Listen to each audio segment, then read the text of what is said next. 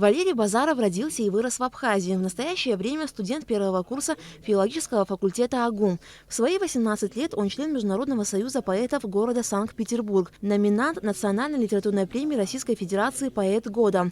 Валерий увлекается поэзией на протяжении 5 лет, и он автор более 230 стихотворений. Моей музой является в первую очередь Господь. Я беру начало оттуда, потому что не представляю, как можно писать стихи без какого-либо вдохновения. У многих авторов это разный источник вдохновения. У меня в данном случае Господь, естественно, Абхазия, страна, которая называется благословенной и Божьей страной. За 2019-2020 годы молодой поэт выпустил 2 сборника стихотворений в электронном формате «Вальс. Свобода и любовь». А вот сборник «Поэзия сухумских дней» – первая книга автора, изданная в Москве единым тиражом. В нее вошли стихи, посвященные архитектуре Сухума. Я больно переживаю за нашу архитектуру, естественно, выражаю правдивый взгляд человека, который ежедневно проходит мимо разрушенных зданий, также отреставрированных зданий. Я выражаю свое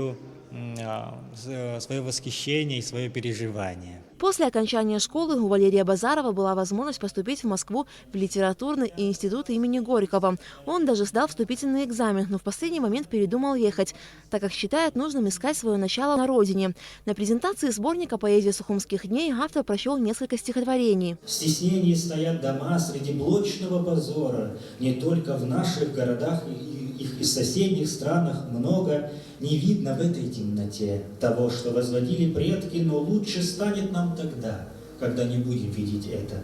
Потеряно пока не все. Наследие, конечно, чахнет, забыть бы нам о том былом, чтобы впредь сердца не ранить. Свои стихи Валерий Базаров пишет с помощью печатной машинки, которую приобрел в Санкт-Петербурге. Поэт уверен, что так ему лучше удается переносить мысли на бумагу.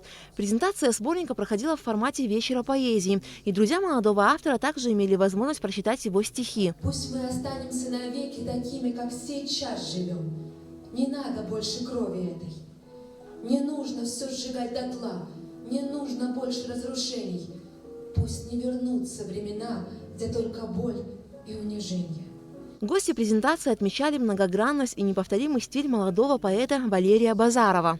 Творчество Валерия Сергеевича для меня является очень ярким примером того, как человек не боится высказывать свое мнение сегодня, не боится идти вперед и развиваться в том, в чем он уверен. В этом возрасте иметь такую глубину, я не знаю, откуда это он был. То есть такое ощущение, как будто он прожил прям целую жизнь.